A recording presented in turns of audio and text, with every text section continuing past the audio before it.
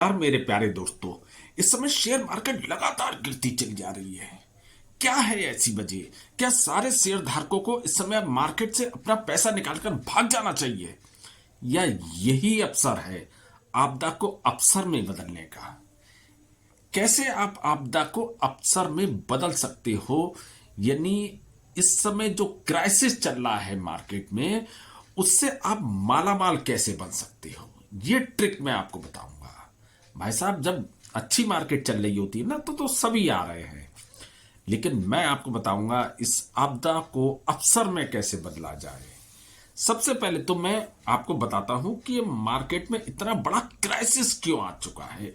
क्यों Indian share market लगातार गिर रही है, लगातार गिर रही है? क्या ऐसी वजह है?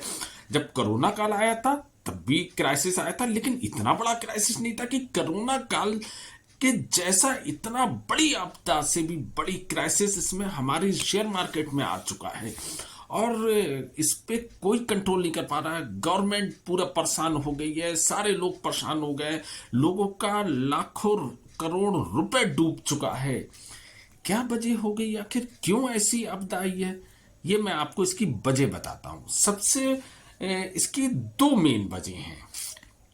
एक है अमेरिका, एक है चाइना। इन दो देशों की वजह से पूरी दुनिया परेशान इस समय हो गई है।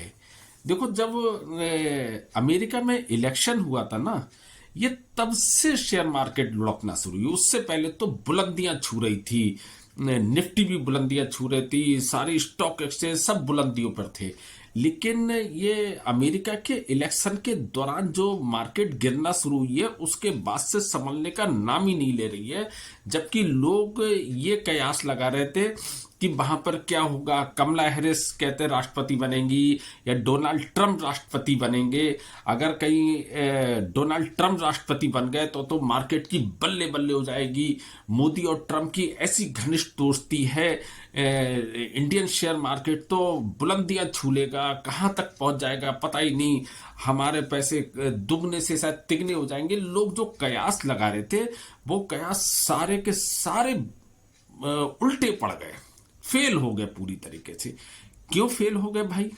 इस बार जो ट्रंप आए ना, वो नए अंदाज में आए हैं, बिल्कुल एक सुपरमैन की तरह। एक व्यक्ति जैसे नहीं आता है, उसने पूरी दुनिया की मार्केट को धड़ाम कर दिया। और जो उसका सबसे बड़ा दोस्त है चाइना, वो उसी को फायदा पहुंचा रहा है इनडायरेक्ट में। उसे पता ही नहीं है कि वो जो बड़ा बोल लगातार बोल रहा है ना, उससे उसका सबसे बड़ा जो दुश्मन है वो ही अमीर होता चला जा रहा है।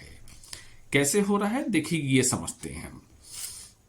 डोनाल्ड ट्रंप ने जो अमेरिका फर्स्ट की नीति अपनाई है ना, उसके तहत वो ऐसे ऐसे काम कर रहा है कि मुझे अपने अमेरिका को नंबर वन लेके जाना है, नंबर वन लेके जाना है। भाई, नंबर वन बनोगे, मेहनत करो, काम करो, उससे नंबर वन बनोगे ना। आपको पता है पूरी दुनिया में आपके एक एक शब्द की वैल्यू होती है।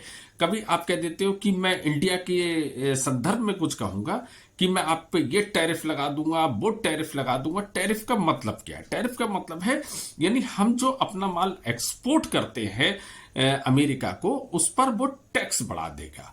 अगर वो हमारे माल पर टैक्स बढ़ा देगा तो सीधी सी बात है, वहां पर हमारा सामान जो है वो महंगा हो जाएगा। जब महंगा हो जाएगा तो उसकी जो डिमांड है वो कम हो जाएगी।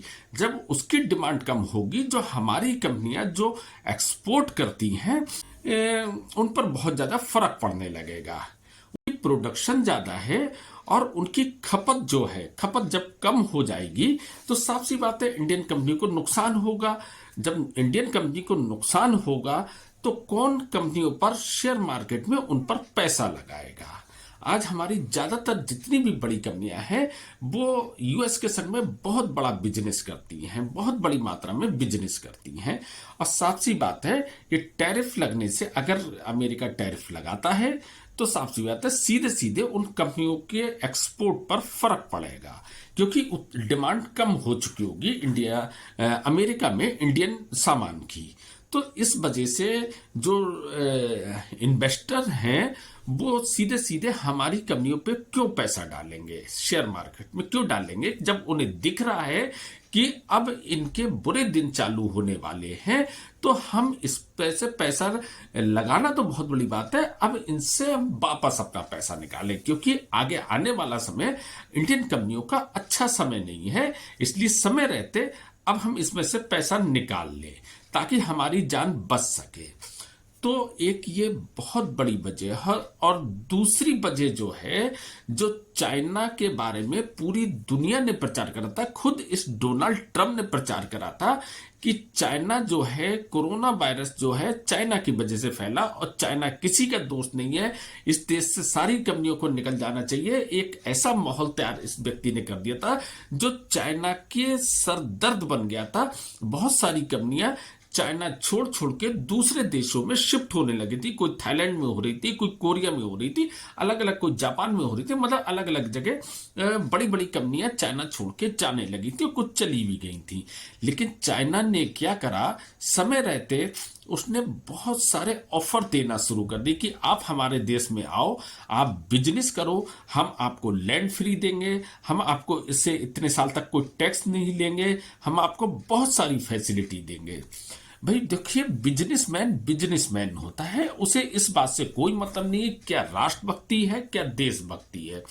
उसे ये महसूस होने लगा कि हम चाइना में ही रह के अगर बिजनेस करते हैं, वहां अपनी फैक्ट्री डाल के प्रोडक्शन करते हैं, तो हमें टैक्स में हमें बचत मिलेगी, हमें लैंड फ्री में मिल जाएगी, हमें बहुत सारी फैसिलिटी मिलेंगी, हमें वहां पर लेबर सस्ती मिल जाएगी। तो हमारा जो मेन मोटिव है वो पैसा कमाना, अगर हम चाइना में काम करते हैं तो हम अपने पैसे को बहुत तेजी से हम ग्रो कर सकते हैं। तो जो कंपनियां भाग रही थीं, उन कंपनियों ने वापसी का रुख करना शुरू कर दिया और दूसरी जो कंपनियां और जो नई नई थीं, उन्होंने भी चाइना की तरफ अपना इंटरेस्ट दिखाने लगी। जब कंपनियां उधर जाने लगी तो जो इन्वेस्टर थे हमारे देश में, जो शेयर मार्केट में, उन्होंने बहुत सारा पैसा इन्वेस्ट करा था, क्योंकि हमारे जो मोदी जी जो थे वो बहुत अच्छे एक्शन ले रहे थे लगातार। लेकिन अब जब उन्हें ये इन्वेस्टर को दिखने लगा कि अब इन पे बहुत सारे टैरिफ लगने वाले हैं, इंडियन कंपनियों की हालत बुरी होने वाली है भविष्य में, तो उन्होंने क्या करा, इंडिया की मार्केट से पैसा निकाला। और जब चाइना में उन्हें संभावना दिख रही है तो उन्होंने वो पैसा उधर चाइनीज मार्केट में डालना शुरू कर दिया। तो क्या हुआ, अचानक हमारी इकोनॉमी नीचे आने लगी और चाइना, जिसका पूरी दुनिया में एक तरफा विरोध हो रहा था, एक तरफा बाइकआउट हो रहा था, अचानक उसकी बल्ले बल्ले शुरू हो गई। सारी कंपनियां उधर भागने लगी। सारी कंपनियां भागी तो सारे इन्वेस्टर जो थे वो इंडिया की शेयर मार्केट से पैसा निकालकर चाइनीज मार्केट में उन्होंने पैसा डालना शुरू कर दिया। तो चाइनीज इकोनॉमी एक साथ उठने लगी, जिसे अमेरिका या डोनाल्ड ट्रंप कहते थे कि चाइना मेरा नंबर 1 दुश्मन है। यानी तुम्हारे बड़बोलेपन से जो तुम्हारे दोस्त थे उनको नुकसान होना शुरू हो गया, जो तुम्हारे नंबर 1 दुश्मन थे वो उन्हें बहुत बड़ा फायदा यानी मुनाफा होना शुरू हो गया। तो आप अमेरिका फर्स्ट कहते थे, ना तो अमेरिका को इससे कोई फायदा हुआ, ना उस आपके दोस्त यानी इंडिया को या दूसरे कंट्री को कोई फायदा हुआ। जो आपका सबसे बड़ा दुश्मन है उसकी चांदी ही चांदी हो गई। तो ये डोनाल्ड ट्रंप की कुछ मैं कहता हूं बहुत बड़ा बिजनेसमैन है, लेकिन कहीं कहीं पे वो मंद बुद्धि का भी यूज करते हैं। इतनी ज्यादा बड़बोलेपन में वो कुछ भी बोलते हैं, उन्हें पता ही नहीं कि इस एक एक शब्द का इस शेयर मार्केट पे बहुत बड़ा फर्क पड़ता है। दूसरे और टैरिफ लगा दूंगा, मैं ये कर दूंगा, मैं वो कर दूंगा, मैं इसे भेज दूंगा, इसे यहां से इसे निष्कासित कर दूंगा, उसे वहां से निष्कासित कर दूंगा। पूरे यूरोप को अपने खिलाफ कर लिया उसने। जेलेंस्की से लड़ने के बाद उसने पूरे यूरोप को अपने खिलाफ कर दिया। अब आप बताइए कि जब आप सबसे लड़ रहे हो तो कैसे आपका अमेरिका नंबर 1 हो जाएगा? इस तरीके से होगा। वो यूरोप जो कि हर बुरे समय में आपके संग में खड़ा रहा, आपने गलत काम करा तब भी वो आपके संग में खड़ा रहा, आज आपने पूरे यूरोप को अपने खिलाफ कर लिया। फिर जो मोदी, जिसने आपने हाउडी मोदी का आपने एक बहुत बड़ा आयोजन करा था, जो इंडियंस हैं जिसने आपको बहुत एक तरफा वोट करा था, क्योंकि आप मोदी जी के दोस्त थे, इस वजह से आपको वोट करा। आप उसी इंडिया पे टैरिफ लगा दूंगा, ये कर दूंगा, वो कर दूंगा, किसी की सुनी नहीं रहे, किसी भी राष्ट्राध्यक्ष की आप बेइज्जती कर दे रहे हो। तो ये भी एक वजह है कि यहाँ की शेयर मार्केट गिर रही है। और चाइना के मैंने वजह बताई कि चाइना की मार्केट कैसे उठने लगी। अब दूसरा जो आपके मेन मतलब का समय है, क्या इस समय शेयर मार्केट से बच के निकल जाना चाहिए, यानी जो हमने पैसा इन्वेस्ट करा हुआ है उसे अपना पैसा निकाल लेना चाहिए जितना भी बचा कुचा है? जी नहीं, यही तो एक अवसर है आपको पैसा कमाने का। देखिए, हर चीज की एक लिमिट होती है, गिरने की भी एक लिमिट होती है और उठने की भी एक लिमिट होती है। तो इस समय शेयर मार्केट जितना भी गिरा हुआ है, जितना भी गिरा हुआ है, लेकिन ऐसा नहीं है कि वो हमेशा गिरता रहेगा। इससे पहले भी गिरा है, लेकिन समय आने पर वो उठा हुआ भी है। अगर ये समय, इस समय मैं आप मेरी बात पे गौर करना, अगर इस समय आप शेयर खरीदते हो तो जब वो अपनी पुरानी स्थिति पर आएगा, या और एक समय ऐसा भी आएगा वो पुरानी स्थिति को भी क्रॉस करेगा, तो आपका कितना पैसा हो चुका होगा। हर बड़ी कंपनी का इस समय शेयर गिरा हुआ, और इतनी बुरी तरीके से गिरा हुआ, चाहे वो बैंक का शेयर हो, चाहे बड़ी बड़ी कंपनी का शेयर है, सबके शेयर गिरे हुए हैं। लेकिन भाई साहब, उनके पुराने दिन लौटेंगे, हो सकता है उसमें 1 साल लग जाए, हो सकता है 2 साल लग जाए, हो सकता है 3 साल लग जाए, लेकिन वो आए, बढ़ेंगे तो जरूर। आज नहीं बढ़ेंगे, कल बढ़ेंगे। लेकिन जो लॉन्ग टर्म के लिए जो पैसा इन्वेस्ट करते हैं, उनके लिए यही अवसर है। एक वॉरेन बफेट थे, बहुत बड़े इन्वेस्टर। उनका एक जो कहना था, पहले मैं आपको वो बताता हूं। उनका कहना था कि जब पूरी दुनिया लालची हो रही हो, यानी पूरी दुनिया, जब मार्केट बढ़ रही हो, तो आप देखो जब मार्केट उठ रही होती है ना, तो सारे इन्वेस्टर घुस रहे होते हैं, अरे अरे यहाँ की मार्केट तो बहुत तेजी से उठ रही है, इसमें पैसा डालो, इसमें पैसा डालो, इसमें पैसा डालो। तो उस टाइम आप डर जाओ जब सारी मार्केट, क्योंकि हर चीज की एक लिमिट है। एक समय के बाद वो मार्केट जो उठ रही है वो थमेगी जरूर, और थम के वो नीचे आएगी जरूर। और जब पूरी दुनिया मार्केट से डर रही हो, उस समय आप लालची हो जाओ।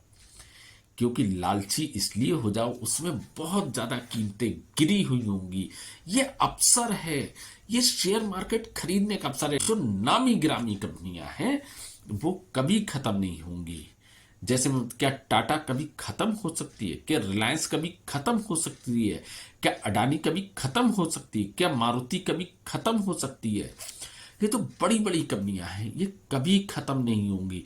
आज क्राइसिस आया हुआ है, आज इनके शेयर लुढ़के हुए हैं। उसके अलावा चलो बैंक में आ जाओ, क्या एसबीआई खत्म हो जाएगी? क्या बैंक ऑफ बड़ौदा खत्म हो जाएगी? नहीं खत्म होगी। आज इनका बुरा समय कुछ टाइम को आया हुआ है। ये पुराने अपने रिकॉर्ड पे भी जब पहुंचेंगे, आज अगर मान लीजिए, मैं किसी की कीमत नहीं बता रहा हूं, मैं किसी का प्रमोशन नहीं कर रहा हूं, आज मान लीजिए किसी की कीमत 300 रुपए थी, और आज वो 300 से 200 रुपए पे आ चुका है, यानी 100 रुपए उसका शेयर घट चुका है। ठीक है, अब वो आज बुरा समय है, एक समय ऐसा आएगा वो पुराने फिर से आप वो 300 का आंकड़ा छुएगा, यानी अगर आज आप पैसा लगाते हो तो 100 रुपए शेयर तो आपको ये फायदा होगा। और ऐसा नहीं कि वो वहीं पे रुकेगा, वो 300 से फिर हो सकता है कल को वो 350, 400 तक भी जाएगा। तो आपको उस समय कितना फायदा होगा? आपने अगर 300 में लिया होगा तब वो 400 में जाएगा, आपको 100 रुपए का प्रॉफिट होगा। लेकिन आपने इस क्राइसिस में अगर ले लिया तो आपको डबल, यानी 200 रुपए का फायदा होगा पर शेयर। पर शेयर मैं आपको बता रहा हूं, यानी आपने अगर 100 शेयर, 200 शेयर, 500 शेयर, जितने भी आपने लिए होंगे, आपकी बल्ले बल्ले हो चुकी। ऐसे क्राइसिस में मैं ये जरूर कहता हूं, बहुत छोटी कंपनियों का शेयर नहीं लेना चाहिए, क्योंकि इस क्राइसिस में कई बार वो बलि का बकरा बन जाती हैं। वो इस जो ऐसी सिचुएशन आई है वो उसे हैंडल नहीं कर पाती हैं, और वो धड़ाम भी हो सकती हैं। लेकिन जो बड़ी कंपनियां हैं वो कभी धड़ाम नहीं होंगी, वो उठेंगी और जो उनकी जो वैल्यू थी, जो अच्छे समय में चली, वो उसको भी क्रॉस करेंगी। क्योंकि मैं बार बार कह रहा हूं, हर चीज की एक सीमा होती है, गिरने की भी और उठने की भी। तो आप ये मन में सोचना, ये आपके लिए एक अवसर है। अगर आप इस अवसर का फायदा उठा लोगे तो आपको कितना बड़ा बेनिफिट होगा। इस समय लालची हो जाओ, इस समय शेयर खरीदो, यही तो मौका है। हो सकता है अभी थोड़ा और नीचे जाए, हो सकता है आपने जो 100 रुपए का खरीदा, हो सकता है वो 90 का भी हो जाए, 80 का भी हो जाए, लेकिन कुछ समय वो 80 के बाद वो फिर से 100 का होगा, 125 का होगा, 150 का होगा, 200 का होगा, वो फिर से होगा। आपको बहुत जल्दी फायदा, लेकिन लंबे समय के लिए। अच्छा, शेयर मार्केट और एक वजह और है कि जो बार बार गिर रही है अभी कोरोना काल के बाद, यानी 2020 के बाद, जो मोबाइल पे बहुत सारे ऐप चले जिनसे अब शेयर मार्केट आप खरीद सकते हो। एंजल वन है, ग्रो अप है, बहुत सारे हैं। तो लोगों ने नया नया शेयर मार्केट को सीखना शुरू करा। घर पे बैठे बैठे व्यक्ति क्या करता, किसी ने खाना बनाना सीखा, तो किसी ने योगा करना सीखा, तो किसी ने शेयर मार्केट सीखी। तो ये नए नए जो अनाड़ी लोग आए थे इसमें, उन्होंने करा, और जैसे ही मार्केट थोड़ी सी गिरना शुरू हुई, उन्होंने भागना शुरू कर दिया। यानी बहुत सारी तादाद में ये लोग आए थे और थे अनाड़ी, और जैसे ही इन्हें लगा कि मुझे नुकसान हो रहा है, ये भागना शुरू कर दिया। इनका भी कुछ रोल है कि जो समय हमारी बाजार गिर रही है, लेकिन हमें पता है कि जैसी मार्केट संभलेगी ये फिर से आ जाएंगे। ये लोग जो है ये फिर से आएंगे। और आज नहीं तो कल ट्रंप को भी ये बात समझ में आएगी, दूसरे लोगों को भी समझ आएगी। इन्वेस्टर, जो फॉरेन इन्वेस्टर हैं, ये जो हमारे यहाँ से भाग रहे हैं ना, ये भी लौट के आएंगे। क्योंकि चाइना जो है, ये इस पे कभी भरोसा नहीं किया जा सकता है। आज इसने जो बहुत सारे लोगों को सपने दिखाए हैं ना, कुछ ही समय बाद लोग के सपने टूटेंगे, लोग को असलियत पता लगेगी, वो फिर से इधर उधर भागेंगे और इंडियन मार्केट फिर से बुलंदियों पर होगी। बाकी आपको अगर मेरी बात सही लगी हो तो आप गौर करना है। बाकी मैं इसी तरीके की वीडियो बनाता हूँ, सच्ची बात कहता हूँ। अगर आपको मेरा वीडियो अच्छा लगा हो तो प्लीज़ लाइक करना, शेयर करना, मेरे चैनल को सब्सक्राइब करना, मुझे अच्छा लगता है। बाकी फिर मिलते हैं नेक्स्ट वीडियो में, तब तक के लिए नमस्कार।